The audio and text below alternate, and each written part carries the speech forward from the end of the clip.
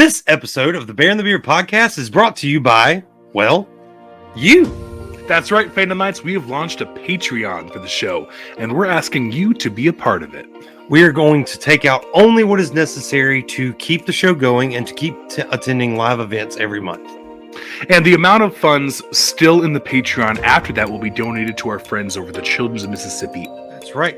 In return for your generosity, the different tiers will receive different things: spring store discounts, exclusive bonus content, freebies at live events, and more. So it's a win-win-win. Shut up and take my money. You help us keep the cost of the show down, get cool perks, and donate to a great cause. Sounds simple enough. Join the Patreon today and stay awesome, stay bearded, and much love.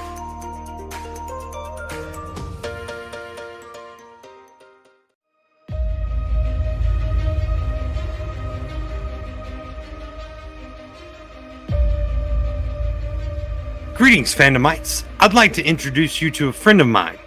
Hello, everyone. I'm the Bear from Earth 2B. That's right. In preparation for this awesome episode all about Doctor Strange 2, we reached out into the multiverse and found another Earth slightly different from ours. That's correct. Whereas the Bear of your Earth actually likes Marvel the most, I like DC. And on this Earth, Captain America is my favorite hero, but mine is Batman.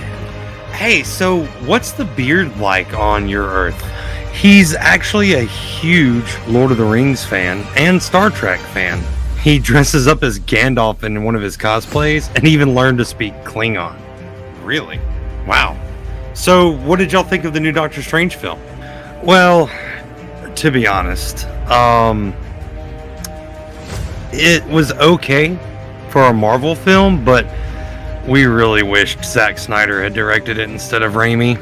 Oh. Okay then. Well, as far as our opinion of this action-packed, borderline horror film filled with so many characters, check out this episode of the Bear and the Beard podcast. Season 3, Episode 10, Too Many Sorcerers, Not Enough Multiverse, starts right after this. Please stand by. Hey, what's the name of y'all's podcast on Earth 2B anyway? Nothing too different. It's actually just called The Beard and the Bear.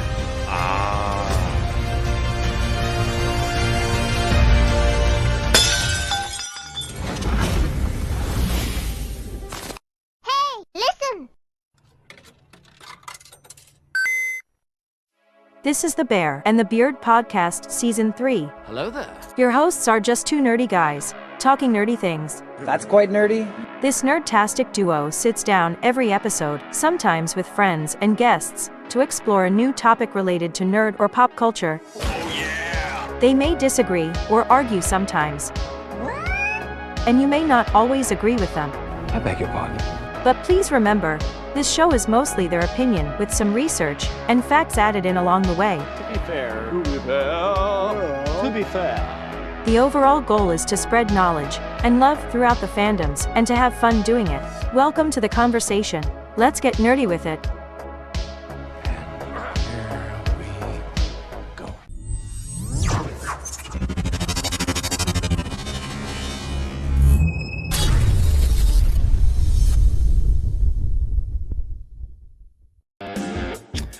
What's going on, Fandomites? Welcome to another episode of the Bear and the Beard podcast. I am the Bear. I'm joined, as always, by my majestically bearded, faithful co-host, Bearded Brian Guy, the Beard. Brosius Mayo, my guy.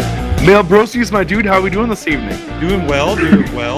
We have also assembled a panel of awesome, nerdy experts, or, well, I say experts loosely, but we'll get into that. We are joined by our social media sorcerer supreme, Nerd Squatch, Jay. How's it going there, brother?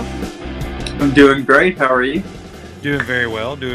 If you are listening to this the day it comes out, or watching it the day it comes out, me and Jay are at MobaCon. Actually. And Tyler. How you guys doing? And Tyler. Tyler's gonna be there. Come and see us at our table if you're in the area, Mobile, Alabama. Should be a great event. Hopefully, we're having a blast. Which I'm sure I we bet will. you guys are. Oh yeah. Tyler the Great is also back with us again, and just like with Moon Knight, he Well, No, unlike with Moon nothing. Knight. So with Moon Knight, he had watched all but the last episode, and with this, he hasn't seen the movie. But So we're spoiling the heck out of it for him. exactly, But he has agreed to this. yes. But another panelist, our last but certainly not least, we met him at Dogmud's Star Wars Day. Will is here with us. I like that shirt, buddy. I think we're matching. We are. We didn't plan that at all, just so you know. And I know that me saying that makes it sound like we did, but we totally didn't. Will, much like Tyler, is starting about. Let me back up a little bit. Will, much like Tyler, is talking about creating his own podcast. He already works as a producer on a local radio show here in the Jackson metro area. So if we get any details, we've offered to help him as best we can. And if we get any details on that, we will certainly let all you fandomites know. And so you can check it out. We're talking Doctor Strange and the Multiverse of Madness today. This was a excellent movie. Perfect introduction. It was madness for sure. Well, yeah, definitely madness. For Raimi to come into the MCU in this way, I thought it was a perfect way for him to do so.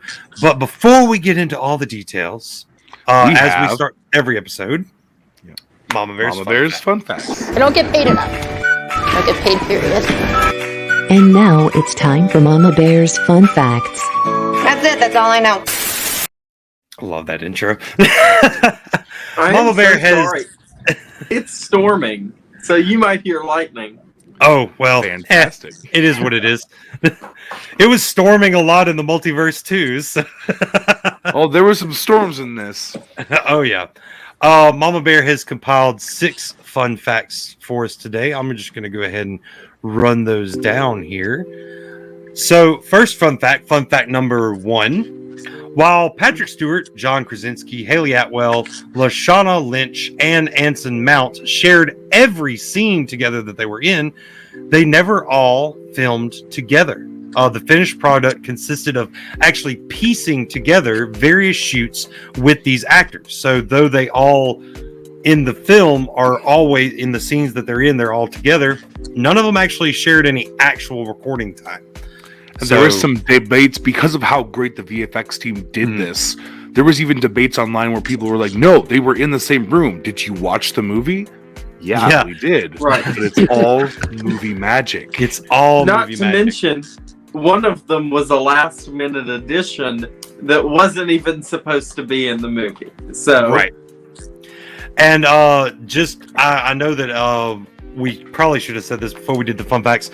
Our spoiler ban lifted today at the day that this is dropping, so we're not going to do a spoiler warning. Even Tyler, who hasn't seen it, has agreed to be a part of the episode. So if you're here, then you've seen it and you want to hear us talk about it. So that's what we're going to do. And moving on, fun fact number 2. One of Michael Walden's favorite Easter eggs in this film is actually Rentra, the Green Minotaur, who is a Marvel Comics character, first appearing in Doctor Strange Volume 2, issue number 80 in 1986. In the comics, Rentra works at the Strange Academy, which, of course, was founded by Doctor Strange. So when he popped up, I didn't recognize him. And that's just because I'm not a classic comic head. I mean, I have some of my favorites that are Cap related, but not for Doctor Strange. But I thought he was a brilliant addition. He needed more. He, to me, during the scenes that he was in, really connected to the audience because he's looking around going, whoa. Yeah, like he had that look of wonderment on his face. And I thought when I see Elizabeth Olsen. Whoa. Right. Whoa. Fun fact number 3. Let me get to it here. Another Easter egg in Sam Raimi's iconic yellow Oldsmobile Delta 88, which has appeared in all of his previous films like The Evil Dead, all 3 of his Spider-Man movies, Drag Me to Hell, and more.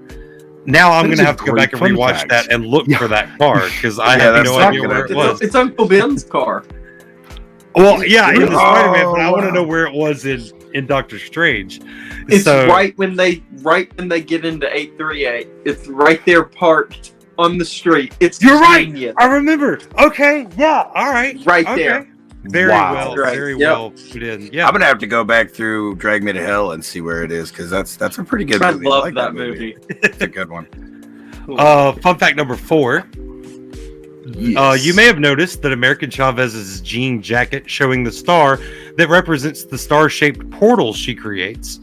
On the front is an LGBTQ plus pride pin, which is a nod to her mother's. In the comics, America is also a lesbian, and several phrases, including "amor es amor," which means "love is love," are mentioned throughout. So. And we're going to get into that. We have a whole segment. Squatch Talk about Chavez is coming at you later on. So we'll talk about that. Because as we mentioned, I think in our Moon Knight episode, we talked about some of that related stuff. Fun fact number 5, to round these out, we got 2 more left. Who was that strange guy that sat next to Dr. Strange at Christine's wedding? Oh, that's right. That was Dr. Nicodemus, Nick West, who talks about how he lost his 2 cats and his brother during the blip. Nick was the surgeon who saved Steven's life after the car crash, but in the comics, Nick is consumed by guilt of not being able to fix his hands. So after the accident, he even follows Strange to Comatage. So kind of wish they'd have done that in the first film. But yeah, as soon as he sat down, I was like, that's the guy that he also almost got fired in the first part of Doctor Strange 1. Yes. The one that had misdiagnosed the bullet. He's so underused. Michael Stahlberg is a great actor. Yes. He was on the poster, wasn't he? I think so. Yeah. Which is hysterical. I want to know how much he got paid for that. Right, he's credited 5 minutes and then he's on the poster. And he's on it, and he just sits down at the church. Right. Come on, Michael. You're getting paid. Here's another person that had a lot to do with the movie that made a cameo. Fun fact number 6, and our last one here. That's 3. What? I did 3 twice. You did 3 twice? Because I don't have a 6. That's right. We don't have a 6. We normally do 5. Did y'all see writer Michael Waldron in the film? He made a cameo. Yeah, he made a cameo when Christine and her new husband go out onto the balcony to watch Strange and Wong fight the giant squid monster thing. You can actually spot Multiverse of Madness screenwriter Michael Waldron standing next to them as one of their guests from the wedding. So very interesting. Yeah, I forgot we didn't have a number 6 for the fun facts, but thank you, Mama Bear, for those 6 fantastic fun facts. We will talk about those, I'm sure, as the episode continues. All right. So, our first topic, story in a nutshell, which is pretty much how did we get here? to the madness. To the madness. We talked about this film way back when. I think it was season 2 of our show, where we talked about it during After Infinity and Beyond, which I thought was a good episode. Go back and check it out, see what you think. And we talked about how this movie could change everything. But leading up to that movie, the last time we saw Strange, he was breaking the multiverse with the help from Peter Parker. He's also lost. Technically, Loki broke the universe. But Kevin Feige did say. Kevin Feige did say Loki and Sylvie what Loki and Sylvie did allowed a spell to go wrong. Yep. So Doctor Strange played a hand, though. Oh yes. It was a team effort. He's lost Christine to, I'm guessing, the blip, because we get a mention of that in the first little bit of this film. But he had kind of already lost her in the first film as well. Just moving on with his responsibilities. And that was also the driving point for What If Strange, because he had actually lost her. She had died. And a lot of people thought that this was going to be a result of that. It did not help with one of the cameos that showed up being who she was. But I thought it was a great place to start this story. Is he's lost Christine. He's also lost his title as Sorcerer Supreme because he was gone. And he's kind of just trying to figure things out, guys. I feel like. Probably also, did anyone else get the feeling that he was trying to kind of hold back on, using a whole lot of magic because of No Way Home? Because I got that feeling. I didn't get that feeling. I don't think it's that he wanted to use less magic per se. I don't think he had a fear of magic. I think he's just more reserved to using magic to solve everything. That's a way to do it. If I had magic, I'd probably use it to solve a lot of things that I didn't need. I don't need to use it for. I would never do my laundry again. Right? My laundry would do my laundry.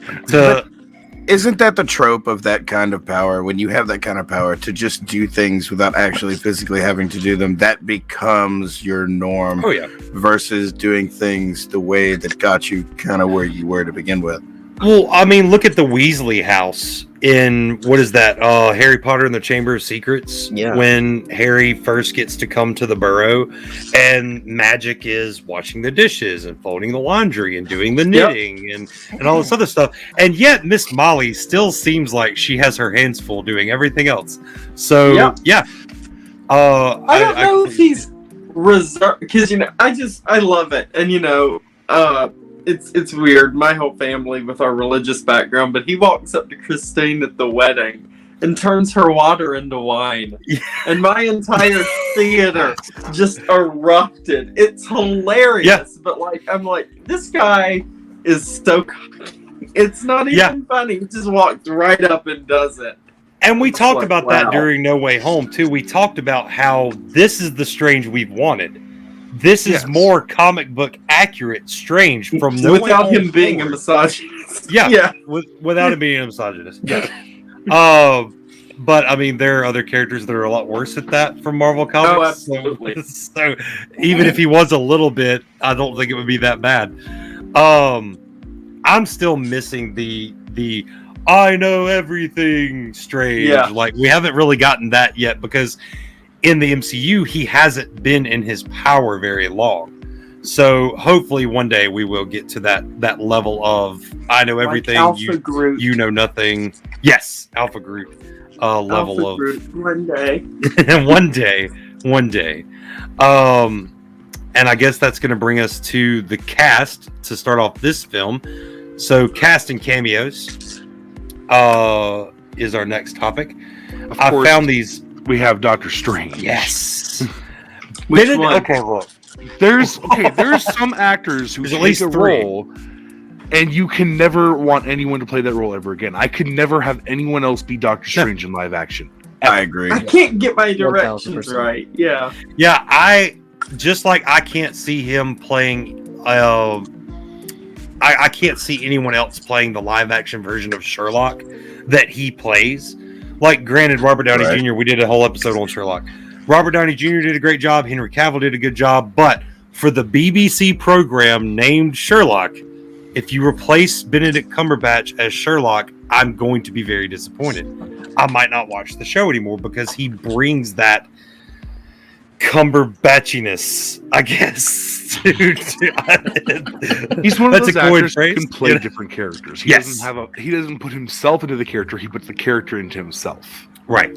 Well, I love that about him because, you watch him do what other actor could play Doctor Strange, Smaug, and the Grinch and pull it off? Oh, and Khan. True. And Khan, and Khan in Star Trek. And Khan. He was the highlight of that. Oh my god! Barriers. Me being the huge Trekkie that I am, dude, his portrayal of Khan, it was so good. It was so good. The only other role I could see him playing in the Trek verse would have been Spock. Yeah, it's Spock or Khan, but Khan was amazing. That film, and let's not forget that there's also another MCU actor in that film. Chris Hemsworth plays Kirk's dad. So, yeah, he does. Yeah, and Chris Pine, of course, plays the voice of Peter Parker in Into the Spider-Verse. Right. So, yeah, I did not know that.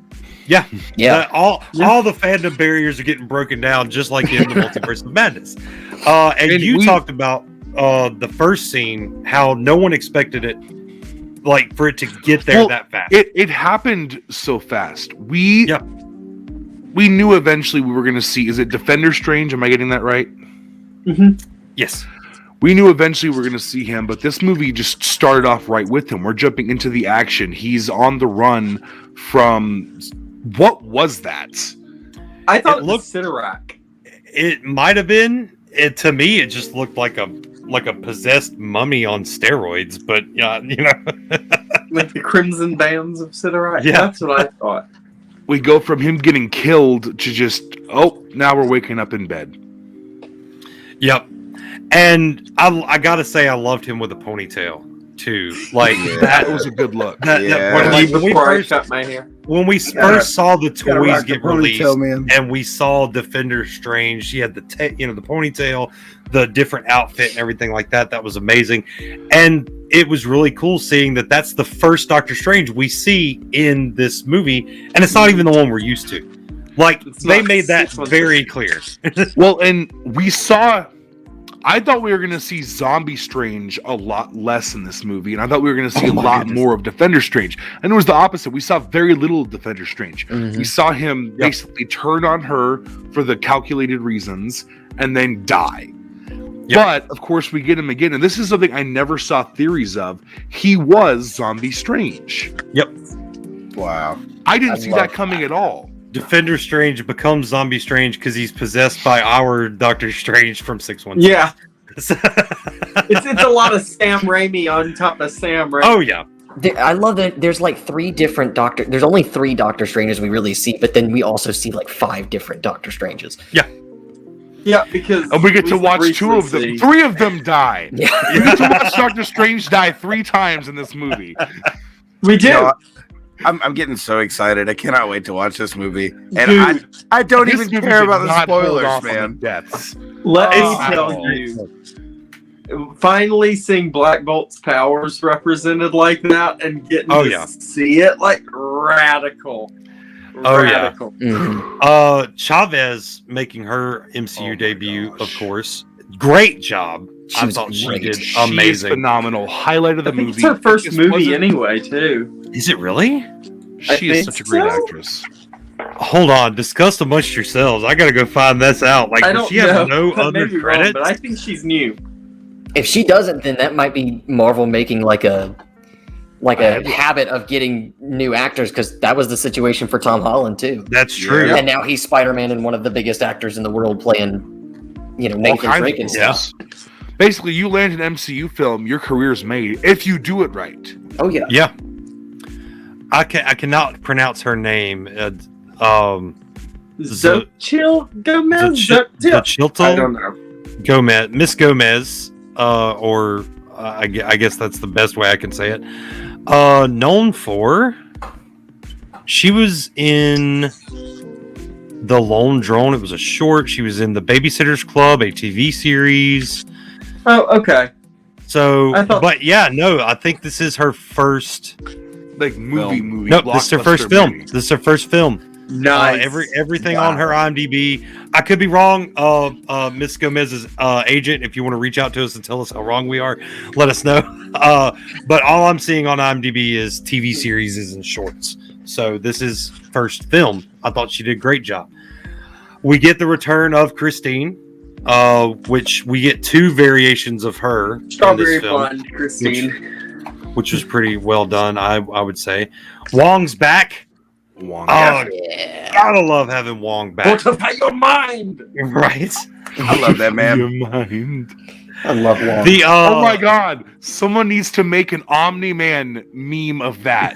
Fortify your mind, Mark. Fortify your mind, sorceress. And then Wanda. I'll make one. Wanda shows up. Oh, Scarlet Witch, dude. Because the trailer shows us that she's in the field clipping the apple blossoms or whatever. And Brian actually pointed this out, that when she's having that conversation with Strange, where she's like, you get to, sacrifice everybody and you're the hero. I do it and I'm the villain. That doesn't seem fair. That whole scene, and he noticed this before I did. Strange is wearing the same outfit, so I thought it had to be the same moment. So I thought the trailer was telling me Wanda's the villain, and so that told me MCU films do not tell you what the MCU film is in their trailer. This has got to be a mislead, and I wanted it to be a mislead. Don't get me wrong, I love that it wasn't a mislead. It was a great movie. I think back during WandaVision, you actually said something along the lines of bad guy Wanda's not a villain until they say she's a villain. Okay, but I learned through this movie, Wanda Maximoff can kill absolutely anyone. Oh, yeah. Except for Bruce Banner. Yeah. I can't... I saw something that was just... I just thought she was incredible, but like, when my mind just blew when she says, you should bring America here and we'll keep her safe. And she goes, you didn't tell me your name, did you? And he's like, no. And I'm like, oh, dang, here we go. And what did she say? The magic's easy, but the lying is harder. And then like everything starts changing. Dude, that fabrication of hers was so convincing. I did not know until she said that line. Until she said, you should just bring America here. And I'm like, wait, he didn't say her name. Oh, no. Oh, no. And so I had to sit with this for a while, because for me, I felt like at the end of WandaVision, she was isolating herself because she didn't want to be a threat. Mm-hmm. But the way I'm accepting that outcome and how far it changed in this movie, the Darkhold does corrupt. Right. And she is just clutching that dang thing. And that's what's bringing out the worst of her. Yeah. Mm-hmm. It latches on. It's much like we've had this before. It's much like the doorway in Shang-Chi, where the evil spirits are on the other side. They corrupt.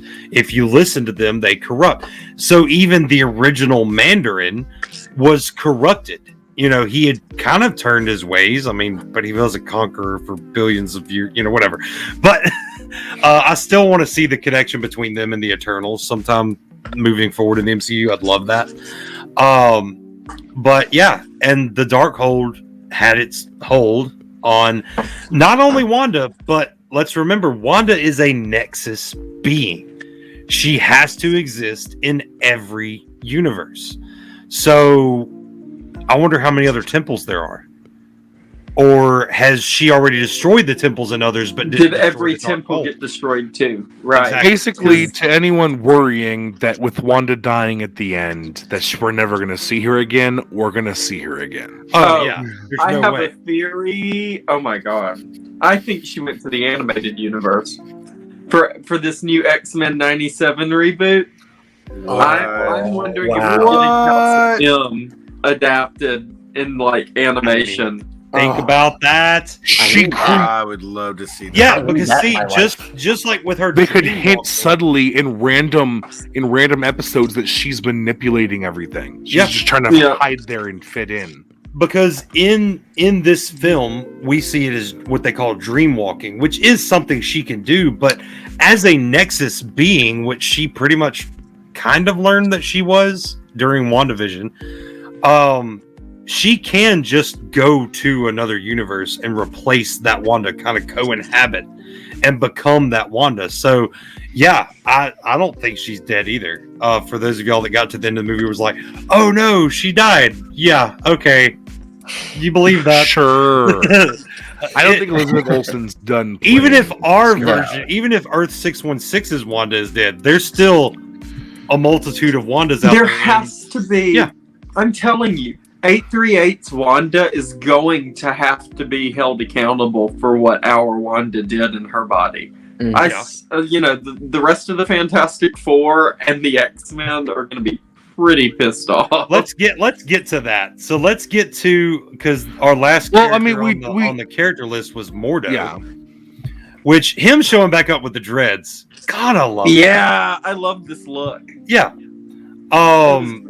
So many different things that led us to that. And but before we got there, we did the falling scene where Chavez carried Strange through. And before the falling scene, I don't want to get too far away from when we were talking about Wanda earlier. We get the Battle of the Sanctum, where Wanda comes and actually assaults the Sanctum. And honestly, for a while, they were holding their own against her. Yeah. It was until she slipped up and made one of them run that they kind of had her.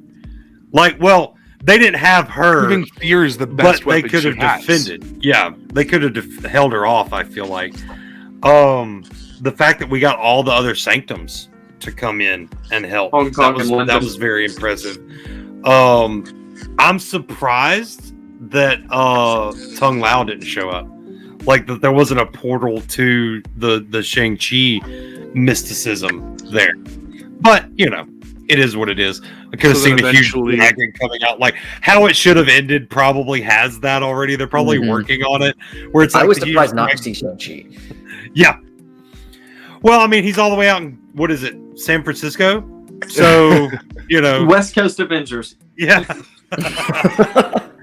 But we know that this takes place in New York, unfortunately, because I would love to see them interact.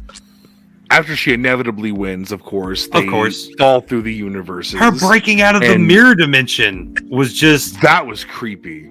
It was so creepy. Like, she's using the reflections. I'm like, wait, you can do that?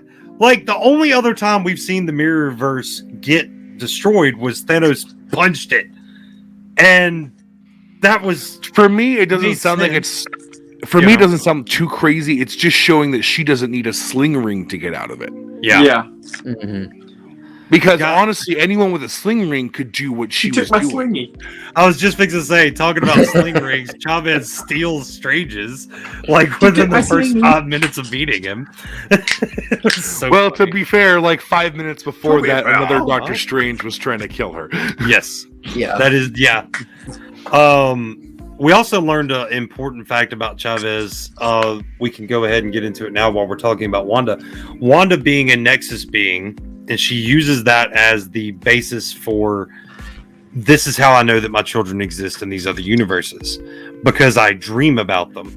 Chavez doesn't dream, which to me as a viewer and not knowing too much about Chavez from the comics could mean that she is the opposite of a Nexus being. There is only one. She's like the Highlander. One American Yeah. There's only one. She is the Highlander of the Marvel universe. There can be only one. But I do love the comparison to. We haven't really talked about DC very much. Though I would love to someday break down Superboy's original origin story, where he essentially got so mad at how DC Comics were writing everything, he punched the universe and created the New 52. Or was it Rebirth? I can't. Whichever one it was. I think it was Rebirth. Was it Rebirth? I'm pretty sure it was Rebirth. He just punched created reality. Rebirth with a punch to a reality, and then we have American Chavez, who it's like, I punch realities, but not to change them, but to travel. Like, I love the differences there. But yeah, so they fall through the universe. I know, Brian, you were talking about there was one universe that didn't make sense. Not that you thought that. No, there was articles online. People, or not articles. Yeah, it was comments. There was a lot of people who didn't like this movie. And first of all, everyone's entitled to their opinion. If you generally just didn't like it, that's fine. But sometimes it feels like people are criticizing just to criticize, to sound like, oh, I'm not falling in line with everyone else who loves the movie. And they criticize it for the paint universe. They're like, that's the stupidest thing ever. There's no such thing as a paint universe. It would make more sense if it was like Rome took over, but that's just stupid. I'm like, I thought it was pretty dang cinematic, my guy. When Brian was reading me that comment, my first reaction was, what does he think he's watching, a DC film?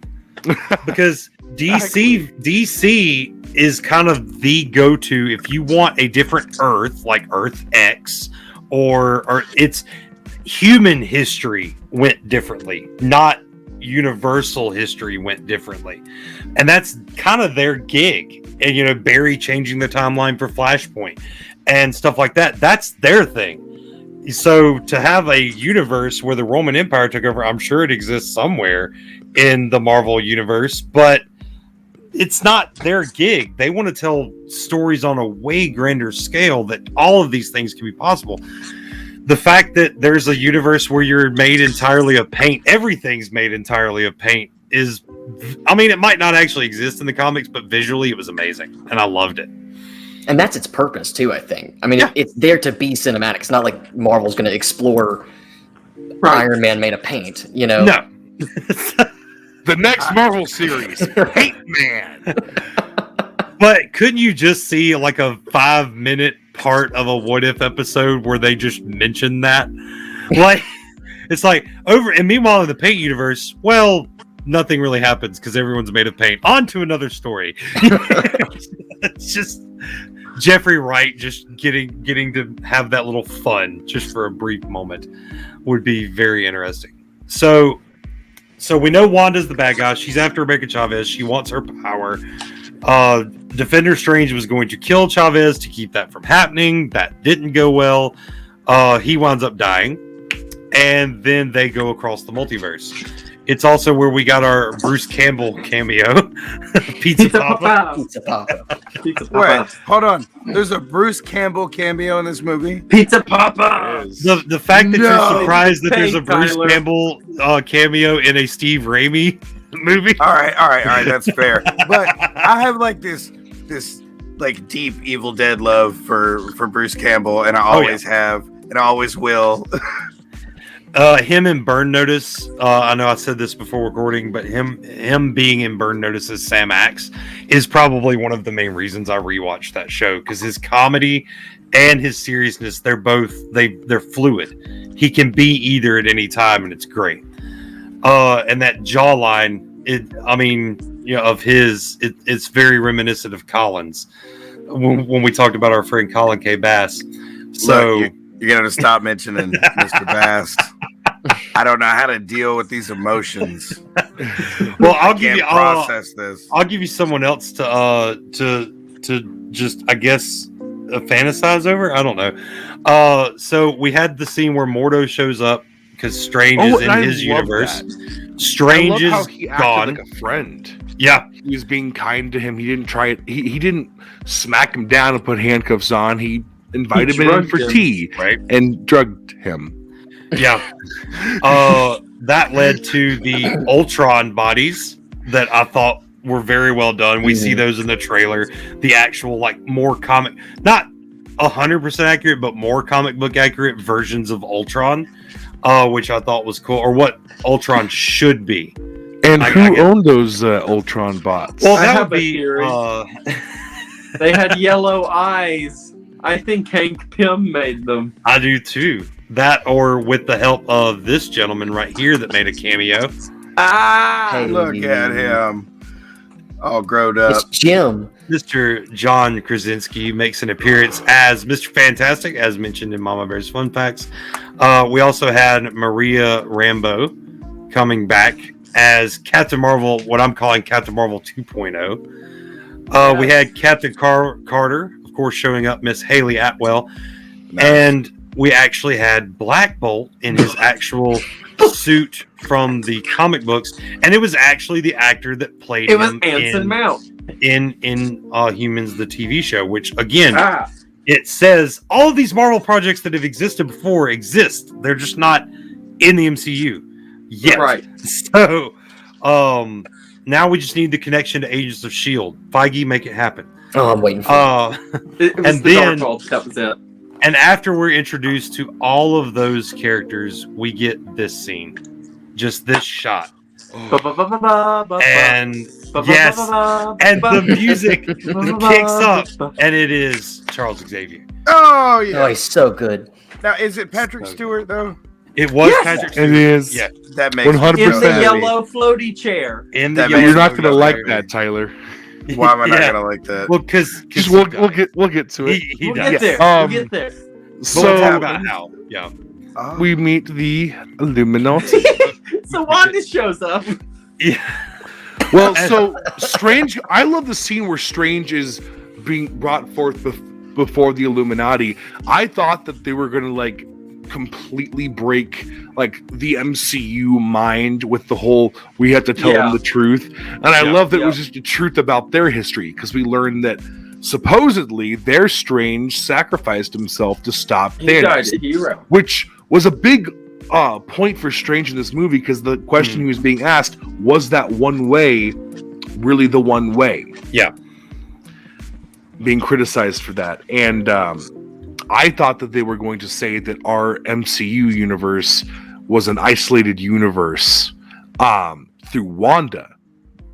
Ooh, that Wanda had already. I thought it was going to be like that, or an incomplete universe. Like we didn't have. I think it used to be complete, but Wanda made it into the entirety since we've watched from the beginning of Iron Man. We've not been watching the complete universe. No.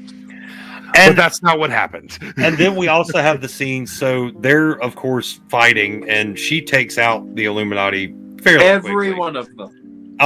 We can handle your little witch. Yeah. Proceeds to not handle the little witch. But then we also had Xavier, who got close. He did get close. Yeah. And one thing I do want to point out is Sam Raimi using parts of WandaVision in that scene. The white room. Even the music to a little bit. Yeah. It was all very well done. The little TV screen sitting there when he's going in after her main psyche. And he tells her, that you're being corrupted and I'm here to try to save you. And then he dies. So, yes. Well, but he got close. So that's good. I guess. Black Bolt's death was hard to watch. It was rough. Because I was waiting for like the gory and more bloody moments, and like of course the little the monster in the beginning, its eye pops out or whatever. And then there's a couple like little bloody-ish things, and then all of a sudden Black Bolt's head just explodes out the side. Yeah. Like it was just such a change from this is MCU with a little bit more violence, and then a man's head just explodes. So let's give Tyler some context here. I would like to talk about this for a moment, please, if I can. Yeah. Okay. Please. I am not like the rest of the internet. I love Reed Richards, but I hate John Krasinski as Reed Richards, and I've hated it from the very beginning. So I was waiting to see how this was going to play out, and then he made the grave mistake of looking Wanda dead in the face and telling her that Black Bolt can eradicate her with his scream. And she takes this dude's mouth away. Yeah. And he yelps and blows his brain out. Very, very reminiscent to the Matrix, the first Matrix film but it was much faster. It was instant that he had no mouth. And it was totally in character for him. And in more of those, and in more of those comments that Brian was reading to me, because I don't delve, like I try not to, because I'll get in too many arguments and I won't have time to record a podcast, because I feel like I have enough knowledge, or at least I can do enough research to prove you wrong. But that's not my job. My job is to put positivity out there. But there was a lot of people saying that's out of character for Black Bolt. He wouldn't have freaked out. I have a theory. I don't think that he freaked out. It was because he had already inhaled and prepared to speak. It had to go somewhere. He couldn't stop because he did the inhale. You heard him go, and as soon as it had to go somewhere. I don't think he freaked out. I think he lost control because he's like, it can't go anywhere. Where's it going to go? Boom, out the back of his head.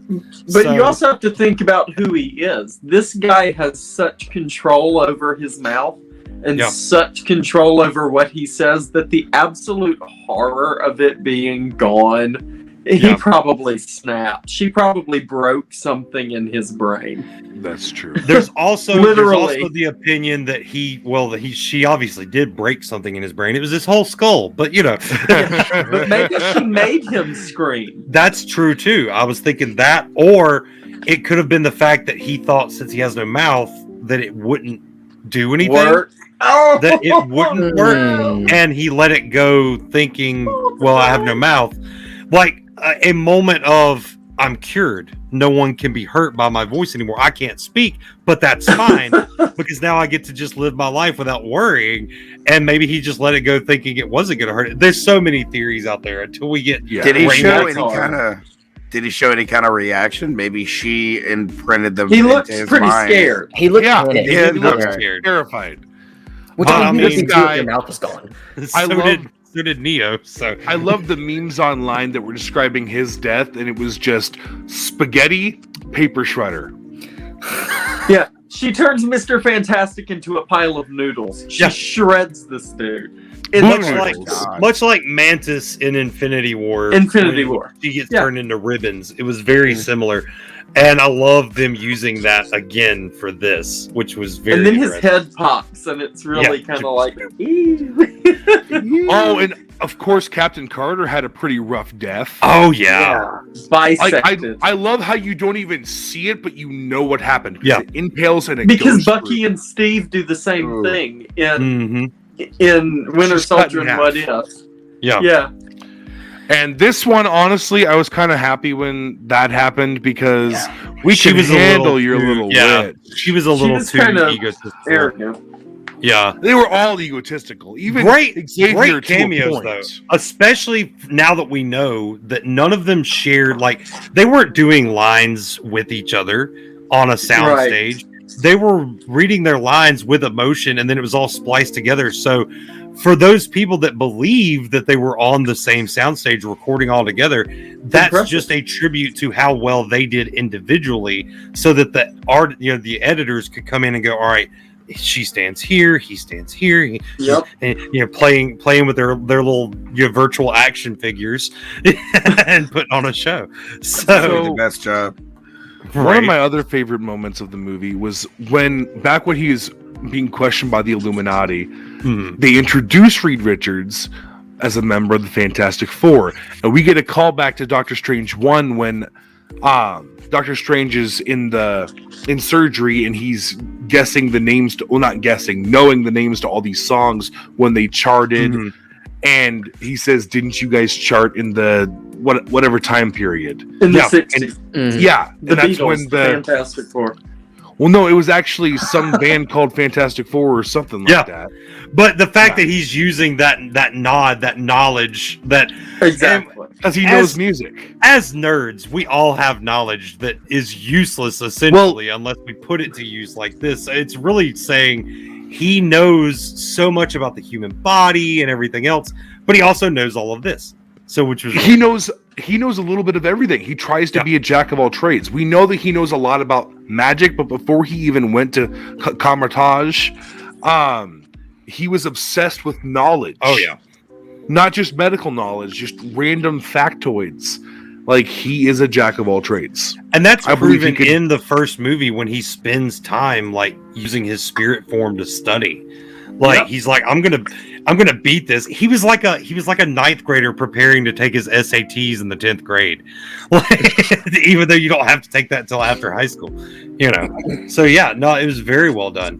Another callback to music was when he encountered who everyone thought was going to be the What If Stephen Strange, but it was Strange Supreme, and they had the music fight, which was really cool. That was the coolest fight of the whole movie. So good. Danny Elfman. Basically, so for Tyler, we'll describe it. You know what his little magic things look like, right? That, but music notes, and It was like, made it was sounds. musical. They fought with music notes. His shield super was rad. an actual it was a what is it called, a scale, and it would catch the notes so that they would be played instead of doing damage. I sometimes forget good. one of the lines in the first movie is that their magic they use isn't just the astral things that we see. They draw power from all kinds of universes, and this movie really explores that. He has snakes coming out of the hands sometimes. They use abilities from different universes all the time, and his power level in this movie, I mean, of course, he used the Darkhold.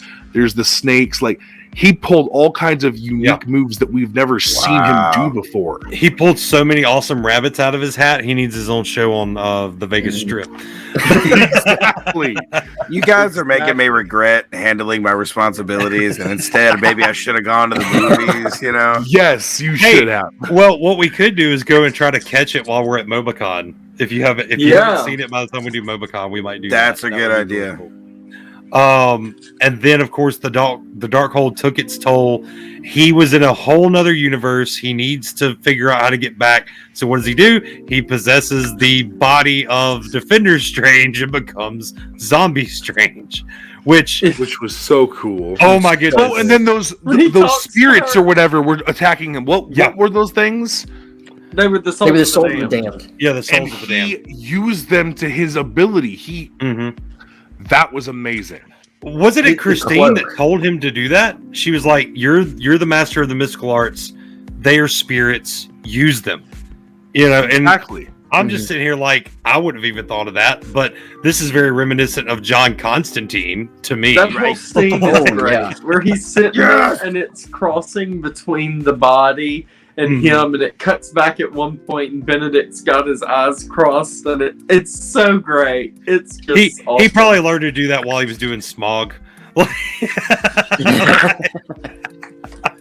he probably was doing the motion capture for Smaug. I had that whole John Constantine thing loaded, and you said it before me. Constantine is by far one of my favorite comic books.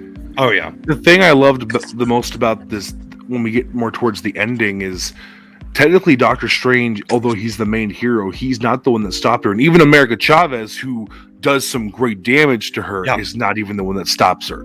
What initially stops her is the fear in the eyes of her children when they look at her. Yep. Chavez knew that she couldn't beat her straight up in a fight, so she shows her what her course of action is going to result in. And that sometimes that's, or I say sometimes, I feel like in the MCU, they want us to understand the villain so much lately. And I'm not mad at it. I'm like, can't we just have at least a few bad guys that are just knocked down because they were bad? Yeah, bad guy. We got this scene in the trailer. And what I thought that was going to be was her consoling her own astral form. And it has so much more emotion around it. It's so great. She has terrorized this other Wanda. She's manipulated her body. She has frightened her children. And yet when she breaks down and cries after she realizes what she's done, that Wanda consoles her. Even though she could have wiped her off the planet. You would think she would have. You put my children in danger. You're dead now. When it's not even that she just put her children in danger. It's that, like, she probably just ruined this woman's life. Oh, yeah. Because according to this world, she just killed the Illuminati. Yeah. Like, in a brutal way, and attacked and probably killed a lot of other people. And then she's just, like, back at home with her kids with a little bump on her head. Like, as this gentleman, Mordo, likes to say, the bill always comes due. Yeah. And I know we already talked a little bit about this too, but all of the scenes, especially with Wanda v. Wanda, the visual effects needs a nod. The astonishing VFX teams of this movie, because again, it seemed seamless. I know it's easy to say, well, we know it's the same actress. And we know that they have the technology, but it looks so seamless, as if there were two different actresses that both looked exactly like Elizabeth Olsen in that room. What's frustrating is when you get online, people who want to try to criticize movies, instead of criticizing acting or writing or stuff like that, which I'm not saying this movie isn't without those flaws, when they come after the VFX and say, oh, in this, I thought that looked a little wonky. That is getting ridiculous online, because I don't think people I still don't even realize all of the time and energy and work that so many people put into bringing these scenes and sets that they can't build to life through VFX. And to criticize that is to criticize an artist. That's like walking into an art museum and the artist is standing right next to there and saying, oh, I think you could have done this a little better on the painting. those are the type of people I just want to look at in like eye to eye and go, then you go do it better. You go do it better. Take as much time as they did. Use whatever you can find, and you do it better. And if you can't, then shut up. As someone that is beautiful learning worlds to lives, as someone that's in the process of learning a little bit of this, especially using Unreal the way that I've been using it, I'm a lot less skeptical when it comes to things like this. I love visual effects, I always have, and I love the old way. I love the new way. You can't tell me that we didn't expect perfection from this movie, but I think especially when things get really hard to create and they bring these guys in, I think you guys always should take a look at who and how many people, because there could be 1,000 people working cameras, but there are going to be 2,000 people sitting behind computers trying to make one scene as astonishing as you've probably seen. I've noticed that doing it alone is like it's like trying to carve a marble statue the size of Michael while carrying it up Mount Everest with 2 legs missing. You know, it's not exactly easy. I can code for days. It's this is no problem for me, and doing anything in visual effects still seems like an impossible task alone. Yeah, it's a skill for a reason. And they hire some of the best for that reason. They are artists. Yeah. Through and through. They definitely are. Talking about artists, let's talk about the man himself, Raimi, entering the MCU. So the MCU got to borrow a lot from his already existing Spider-Man universe and bring it in No Way Home. But then we got this as his introduction. And it was really cool. Like this, and I might be biased because my favorite, obviously, but is Captain America. But the Russo brothers are hard to beat. Raimi, right up there. Him and Gunn have put themselves up there with the Russo brothers, in my opinion. And this is his first film. Imagine what he can do if he does a sequel, or if they let him take another character and do something with it. I just think it would be amazing. And I think Raimi blew it out of the park here. I have to completely agree. I have always been super defensive of the Spider-Man trilogy, the Sam Raimi Spider-Man trilogy, because it is my favorite. It's my childhood. I'm not saying it's without its many faults. Venom shouldn't have even been. But they're in not Spider-Man his fault. 3. If we were going to do his Venom, fault. It's the studio and Avi Arad's fault. It's not Sam Raimi's fault. And it still does not take away from the good things that were still, even in Spider-Man 3. Spider-Man 3 has highlights. I don't care what anyone says. Oh, yeah. And Sam Raimi is the highlight for sure. Oh, yeah. His overall view is great. For the Spider-Man universe, for this, it's all very well done, and I thought he did a great job. I still don't know, though, how he got away with that PG-13 rating. Goodness gracious. Yeah. It had to have been close, and I'm sure there's some parents out there who brought their 13-year-old and thinking maybe I shouldn't have brought my 13-year-old. Yeah. I told Mama Bear sitting in the theater, our kids will never watch this movie. Like our younger ones, they won't watch it until they get of age. Like when they're watching back through the Marvel Cinematic Universe from its beginning, maybe then, yes. But as far as like we normally do, if it gets on Disney Plus, we'll watch it again, or I'll buy it and we'll watch it again. No Way Home, the day it came out on Blu-ray, I had a copy. I let the kids watch it because they didn't get to watch it in theaters with us. That's a movie I can do that with. This one, I cannot. I cannot, in good conscience, let them watch this film.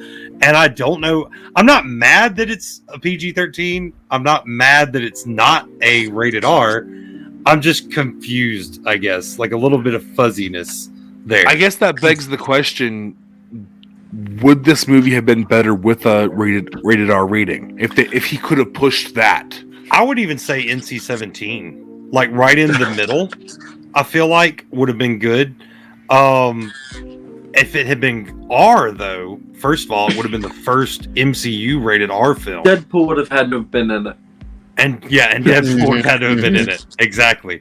And he could have gone darker which I feel like we can get from him maybe in the future. So maybe with the debate about, this shouldn't have been a PG-13 movie. All right, it was still a good movie. So let's see what happens in the future. Maybe because of this, he can get that rated R for the next one. It sure looks like we're literally going to the dark dimension again. Yeah. Oh, yeah. So yeah. Fingers crossed. And that just made me remember that Doctor Strange, Mr. Benedict Cumberbatch, played Dormammu in the Dark Universe. Yeah. Yes. Mm-hmm. Yes. I wonder if that'll change. If they'll get like a bigger named like not bigger named, but somebody other than Benedict. Yeah. That would point. be interesting. We should have fan cast him in our fan casting episode. Just because he is a voice actor too. I feel like sometimes people forget when really good actors are also really good voice actors, because there's a difference. And there was some interview I was watching. People were talking about Mark Hamill, and because of how he looked back in Star Wars, that's why he became an actor. But really, his talents super lie in voice acting. In voice. And that's the thing, so many people, and I am all for making animated movies, and I understand getting big names to draw people in, but the fact that Chris Pratt is playing Mario is absolutely ridiculous, and that they would cast Charles Martinet and not have him play Mario, I am just offended. Because he is Mario. Like, exactly. Why would you? And voice actors need money. They go to school for this. Actors go to school to be on a camera. It's two totally different things. But even that being said, I'm gonna watch the new Mario movie. Oh, so am I. I heard it's a musical. Are you kidding me? Yeah, much like Sonic the Hedgehog. I've had my stance I watched on that this before. dude. He was doing like this Donkey Kong TikTok, and it was so stupid. But at the end of it, he closed it with the Seth Rogen laugh, and it was the piece de resistance. It was just great. I want to drop a little bit of absolute shame knowledge on Bruce Willis while we're on this voice acting shtick. Oh no! There was a game that came out. It was called Apocalypse, and it came out for the first PlayStation. And it was a Bruce Willis game voiced by Bruce Willis for that baked-in Bruce Willis goodness, right? It was by far the worst game I have ever played, and I loved the Superman Nintendo 64 game. Just to give you a heads up of how you bad gotta my love it taste when is. You gotta love it when the big celebrities do the stuff that they're ashamed of, and you find it. And wait, while we're also on this, David Duchovny was in Area 51, a movie about aliens. And if you don't remember immediately who David Duchovny is, it's Mulder. It's Mulder. Yeah, that's my car's name. Yeah, he absolutely just sucked so bad. It was the worst voice acting anything, and it wasn't his fault. He really did a good job in a different game that also had terrible writing, but he was so annoyed by the writing. I think he walked into every session with the attempt to just bomb it. Yep. I want to be removed from this project. Like, this is not what y'all told me it was going to be. I want to be removed from this project, and if you're not going to remove me because I'm under contract, I will make your life a living. Yeah, exactly. Oh, yeah. There you go. Pauly Shore playing Pinocchio. Oh gosh. Father, it's definitely I go out on my own. I love Pauly We're Shore. talking about how amazing it is that Benedict Cumberbatch plays so many different characters in one movie and pulls it off so well and has that amazing style of acting, but adding voice acting on top of that's amazing. Because of course he was Smog too, right? I give him a pass because he was and he did Dormammu, of course, in the first movie. Yeah, he did motion capture for both. And if you've never seen the motion capture, like the behind the scenes video, it's incredible of him doing Smog, look it up. It is hilarious. It's so great. Can't even begin. And again, that all starts with we talked about this earlier, and that's a good way to kind of transition into this point. The fact that this was Chavez's first movie, so now we kind of are going to expect more from her.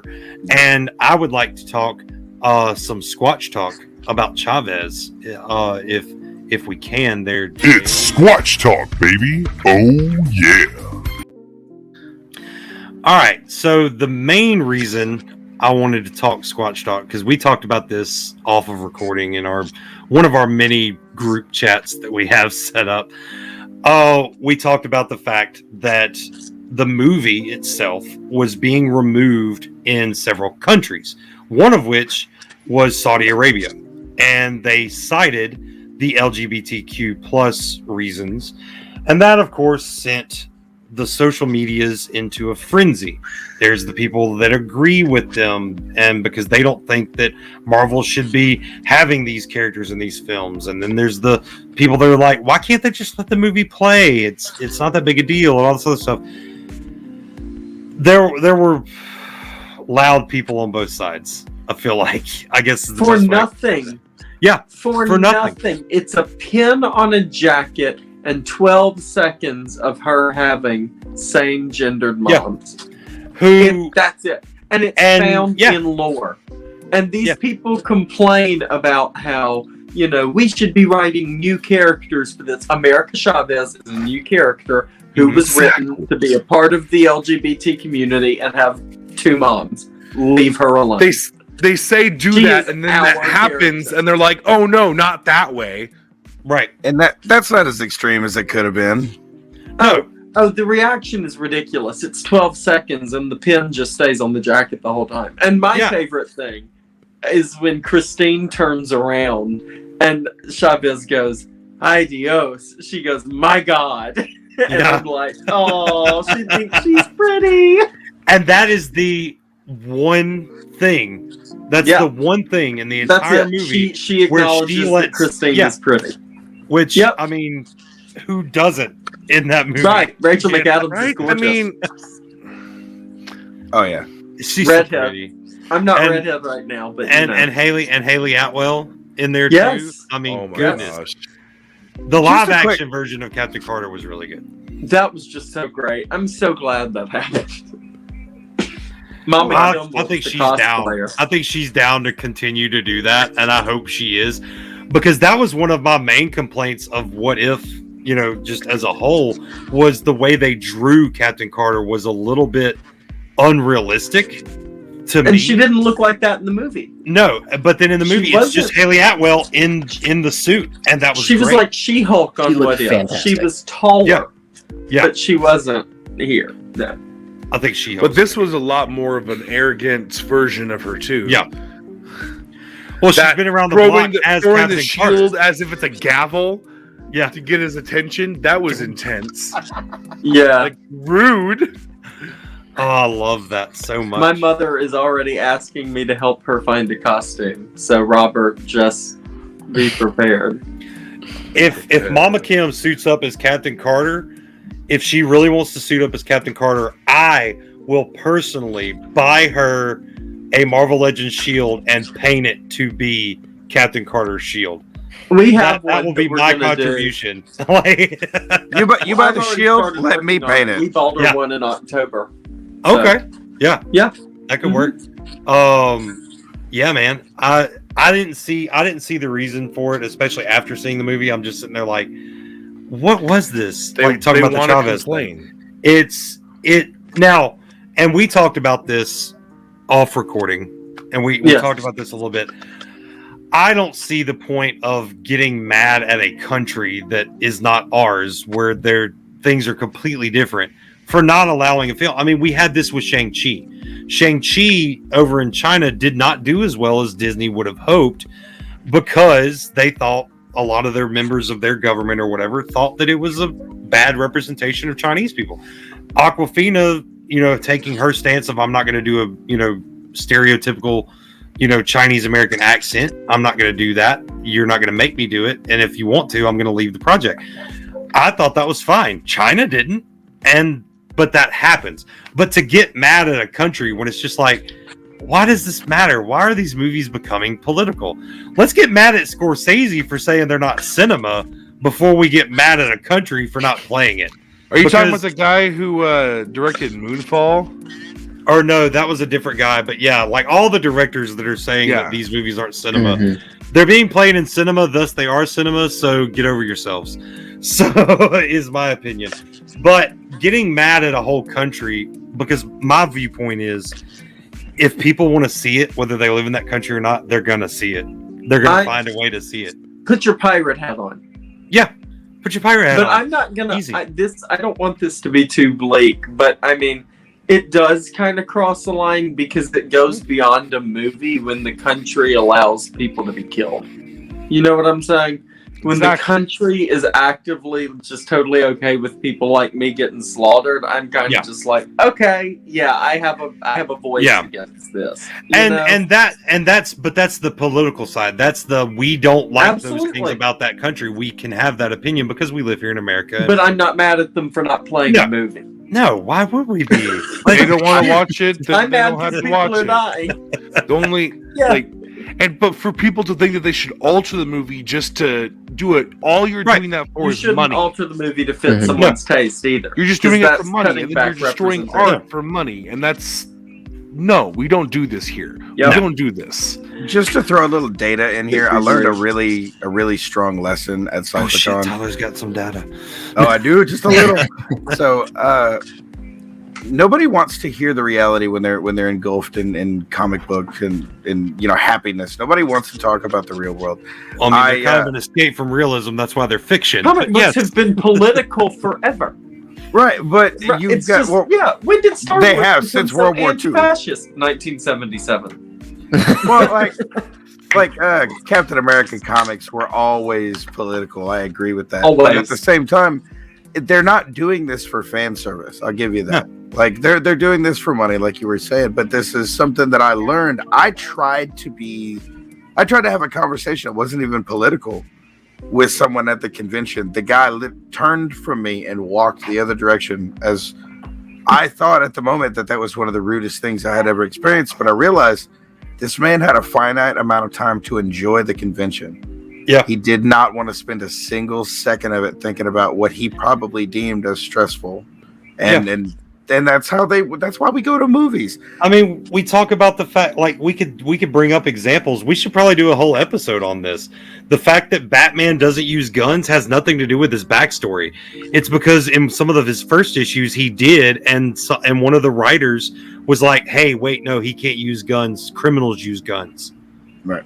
So the superhero can't use guns. Superman sold war bonds in some of his original comic books. Back could not fly. Yeah, back before he could fly and all that, he sold war bonds. As Clark Kent, he sold war bonds. He was very pro the war effort for America, even though he was an alien from a whole nother planet. Exactly. So, and that's on the DC side. Like Tyler said, Captain America's comics have always been political. Always. The first issue of Captain America is Steve Rogers punching Hitler in the face. It was literally meant to inspire children during World War II. Like they beefed it up. They made it more intense and like more anti World War II, because they wanted to give kids in the middle of like what we would consider a terrible situation something to care about. Yep, exactly. All right, guys. That's going to take us out of Squatch Talk, and let's get on to our favorite moments from the movie.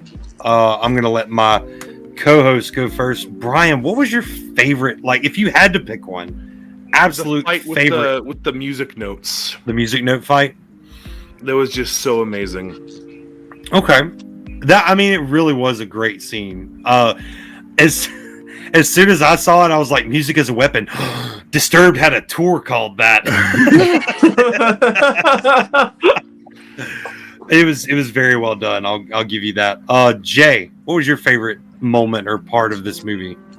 I mean, I feel like everybody is going to say, not everybody here, but like everybody on the internet is going to say the cameos because they're great. Yeah, they're great. And I really enjoyed the Illuminati scene as a whole. But for me, it's literally as simple as the fact that I've seen Joss Whedon's New York and I have seen the Russo brothers' New York, but now I'm back in Sam Raimi's New York, and the fight scene with the octopus feels like it is ripped straight out of an old Spider-Man movie, and I was in heaven. That's my favorite part, is the fight with Gargantus. It was great. It looked amazing. It really The color did. grading felt like It's Spider-Man. the third. I mean, That one right there. Yeah, the I can't wait. Yeah, it was That great. that sounds like one of the most tantalizing. So that's one of the ones that really gets me. Yeah. That I'm most excited to see. and then Dungeons and Dragons was like, yeah, you can't call it Shumagorath, but you can make it look like Shumagorath. The other D&D reference I was gonna make earlier, if you had magic and didn't have to do your laundry, that's a spell in Pathfinder and D&D. It's called prestidigitation. You could just clean yourself, your clothes, make yourself better if you got a little cold. It's Yeah. just a spell. It's a cantrip spell. There you go. It's great. Tyler, who hasn't seen the film, so we'll get a check back in with you after you've seen the film. Yeah. What your favorite moment was. Will, what was your favorite moment in this film? I struggle with trying to find a favorite moment because I feel like they're all so good. Like I love the cameos and I love there's like details that I love, but probably. So I saw a tweet before I went to see this movie, and it said Doctor Strange Multiverse of Madness is the Suicide Squad of of Marvel, and that got me nervous because I was like, who's gonna die? But then seeing Wanda just tear apart Mr. Fantastic and killed seeing all of that and knowing that like there are other versions of these characters, so this doesn't really matter, made me so happy because we just got to see like they were like, hey, John Krasinski is Mr. Fantastic. Oh, he's dead, by the way. You know, and just like seeing like and Black Bolt returns. Oh, by the way, he's dead. And just like seeing all these things that I wanted. Oh, and you do get Xavier. Oh yeah, you get Xavier. He's dead twice. And like He's dead again. yeah, and so like I'm over here like smacking my wife, like, oh my gosh, it's them, and then they're dead 5 minutes later, and I still enjoy it. Like that whole scene of just like Wanda tearing through them was so great, and I loved that. I don't have to care a whole lot. I saw somebody earlier talking about how, before they could get John Krasinski, Daniel Craig was supposed to be on the Illuminati as either Balder or as Reed Richards, and that she was going to talk him into suicide. And that they had to cut that out because it was too dark. And so that's how we got John Krasinski. Yeah, we definitely would have crossed the line. I would have needed to see that. Yeah, for sure. Oh yeah, that would have been an R rating. Yeah. My favorite moment is it happened throughout the movie. It was the seamless use of the magic for Strange. Yep. We now are getting to that level where he can do this, he knows he can do it, and it's easy. Oh. Uh-oh. Bear, you froze. Oh no. Uh-oh. So while we're waiting on him to come back, I'll tell you this for sure. I already know what my favorite part's going to be. What's that? It's seeing Patrick Stewart on a screen. Mm-hmm. Because it is amazing. When he went, da, da, da, da, I hear the whole theme song playing in my head. Like, well, and he says that line that he said in other movies. In Days of Future Past about losing your way. Yeah. Yes. I can never remember the quote, but that was amazing. It's so great. But yeah, when he rolls in and you just faintly hear I was like, yes! It's such a good cameo. Yeah. And I'm sure he'll be back. He's probably just gonna have to restart something. Oh, wait, I'm getting a call. Let's see.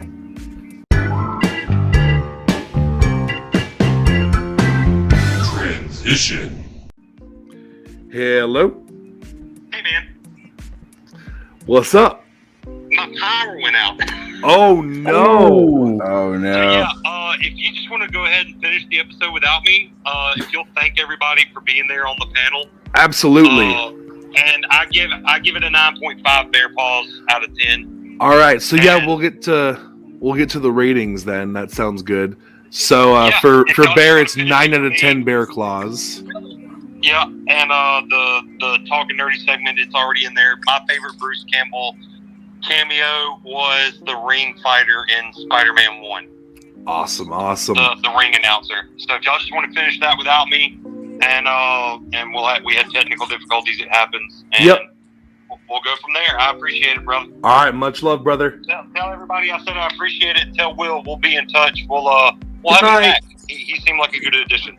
All right, sounds good. And they can all hear you. I have you on speaker, so this will let's keep this all in the episode too. I kind of like this natural moment right here. This minor panic issue. Everybody. Like I said, power goes out. You know, it happens. Yep. Fandomites, appreciate y'all bearing with us. Will, appreciate you. Jay, Tyler, hope we're having a blast at the MobaCon. And I'll see y'all next episode. All right. We'll chat with you later, brother. Hope you get your power situated. All right, brother. Have a good one. All right, much love.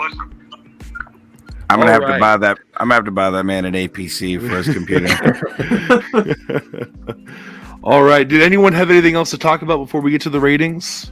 One detail that I loved, and it like I when I watch movies, I love watching like for the details and stuff like that. Yeah. And like I've loved watching Wanda from Ultron being this kind of vulnerable little helpless child to all of a sudden being the most powerful being in the Marvel universe. But what really got me was like with her transition from WandaVision to this kind of broken person to now when she's sort of like almost an all-out villain was the black fingertips.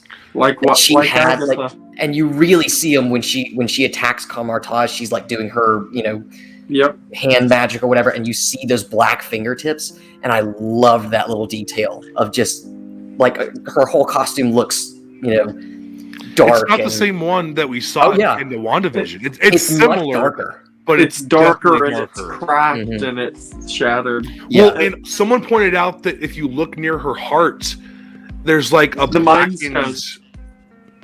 It's shaped like the Mind Stone. Golly. Marvel does not put any detail that's not important into these movies. Exactly. Every little detail is shared because it's people told me I was overthinking that and reaching, and I'm like, dude, I'm a costume designer. Go away. They're not going to put the time and effort into putting it in if it's not important in some small fraction of a way, at least. Exactly.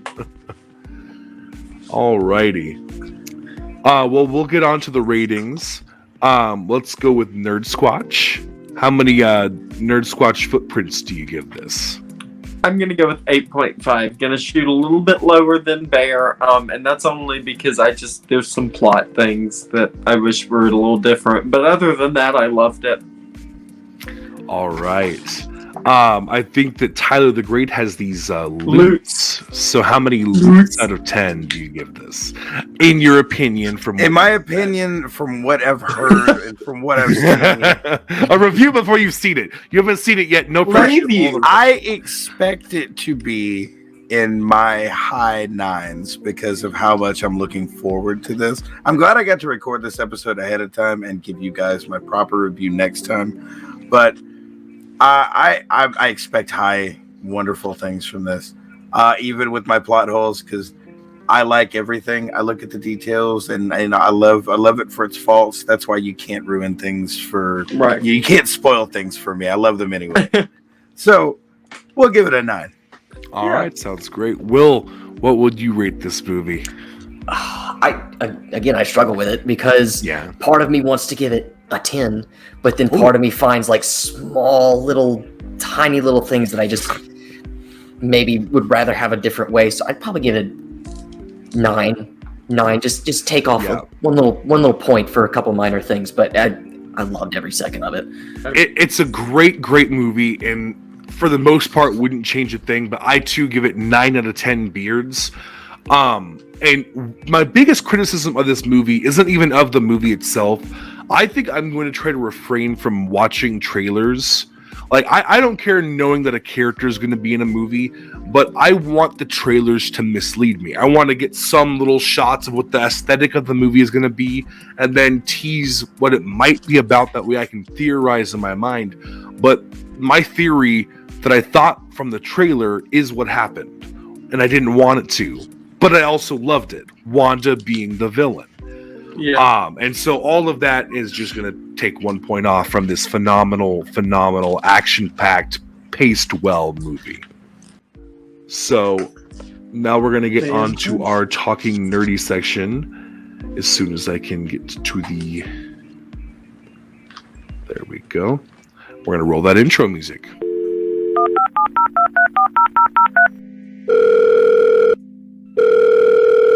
Hello, can you hear me? Each episode, the Bear and the Beard ask a question that they want your input on, along with sharing comments, suggestions, and other things they have already collected. They love to hear from their fans, so let's get nerdy with it. So, to my knowledge, I don't think we had anything on the page from our last Talk Nerdy. I don't even remember what our last Talk Nerdy is. So this time it's going to be a little shorter, but we will get everyone's answer for this week's Talking Nerdy topic, which is, what is your favorite Bruce Cambell cameo in the Marvel films? And let's start with our guest, Will. I think it's got to be Pizza Papa.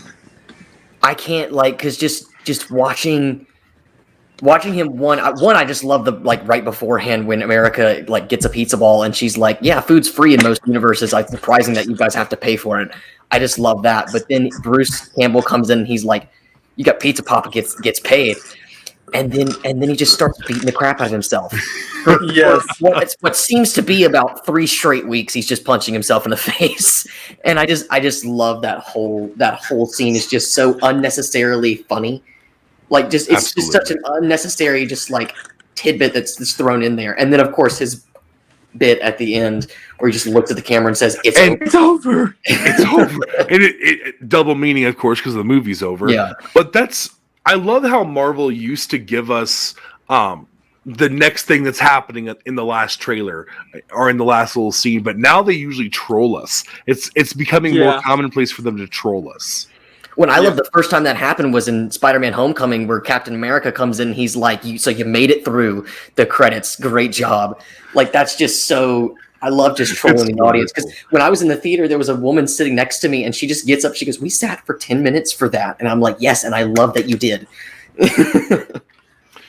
All right, Tyler the Great, what was your favorite Bruce Cambell cameo in a movie? On a Marvel movie or in a movie? Marvel movie. Because him in Spider-Man as the announcer with those terrible sunglasses. Mm-hmm. I have to 110% agree because he also named Spider-Man. Yep. And I love it. He had this really awesome integral part. And then it was Bruce Cambell too. So, I mean, me as a younger man watching these movies, also loving Evil Dead and having no consideration for other people in a movie theater, literally stood up and went, yeah! And then I had to watch the rest of the movie the following weekend because they kicked me out. Yep. Nerd Scotch, what's your favorite Bruce Cambell? I mean, Pizza Papa's great, right? It's just my hope for this, and I know it was outlandish, was that we were going to go to a zombie universe and he was going to be Nick Fury, Last Man Alive, Nick Fury, that would be awesome. That's what I wanted. But Pizza Papa. Pizza Papa was great. Well, everyone, if you're watching this episode, and let us know what you think for your favorite Bruce Cambell cameo in a Marvel film, and if you comment, we can talk about it in the next episode. That's going to take us out of our Talking Nerdy time. Be sure to send in your response to this week's Talk Nerdy topic, and any other nerdy stuff like episode topic suggestions, fan theories, or cosplay photos so we can put it in future episodes. If you think it's nerdy, we want you to share it. The Talk Nerdy links the email and website are in the episode description as always. And don't forget, you can also call or text the Nerd line. That number is in the description as well. That's all for now. Let's get back to the show. So anyone have any last minute thoughts on this incredible, fantastic movie? One thing I could bring up and this is something I've been asked by friends and seen online, does Doctor Strange remember Peter Parker? No. They remember Spider-Man. They remember everything as it happened, but he kept his mask on. That's what I've been thinking as well. He is. Mm-hmm. Yeah. Is that the same for like MJ and them? Do they remember that they used to know who Spider-Man was? Because Happy remembered that he knew May through Spider-Man. And that's what I think, like, because that spell seems to clearly say everyone remembers their experiences with Spider-Man. They just don't remember that Peter Parker is Spider-Man. Peter Parker is which Spider-Man. I think might or that Peter Parker even existed. Yeah, which I think could bring up some interesting storylines for like MJ and Ned. Because that means Ned still remembers using magic. Yep. And I think that could come into play sometime later on. Well, I think what could happen, because some people want him to turn villain, and I think the only way that would is if he remembers that Peter promised them that he would come find them and tell him who he was. If they remember that they're supposed to be waiting on Peter to come tell them who he is, he could resent the fact that his best friend has now left him without a best friend and has refused to come tell him who he really is. So that could make him a Spider-Man villain. He hates Spider-Man because you didn't come tell me, man. You left me alone. I had no one. How much of Goblin's glider is left in New York? I mean, come on. So I think that's going to do it for this episode. And Will and Tyler, and of course Nerd Squatch, thanks for all being a part of this episode. Yes, sir. Thank you for having me. I guess until next time, stay awesome, stay bearded, and much love. Much love. Yeah. Boom, cut the check. All right.